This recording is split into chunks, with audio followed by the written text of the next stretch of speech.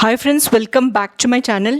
Actor, director అయిన రాహుల్ రవీంద్రన్ గురించి కొన్ని ఇంట్రెస్టింగ్ ఫ్యాక్ట్స్ ఏంటో తెలుసుకుందాం. మరి 1981 జూన్ 23న చెన్నైలో ఆయన జన్మించారు. ప్రస్తుతం ఆయనకి 44 ఇయర్స్. బ్యాచిలర్ ఆఫ్ కామర్స్ మరియు మేనేజ్మెంట్ లో పోస్ట్ గ్రాడ్యుయేషన్ కూడా చేశారు. ఒక్కసారి ఆయన ముంబైలో అసిస్టెంట్ బ్రాండ్ మేనేజర్ గా కూడా పనిచేశారు. ఆయన సినీ ప్రస్థానం 2010లో మాస్కోవిన్ కావేరి అనే తమిళ చిత్రంతో ప్రారంభమయ్యింది.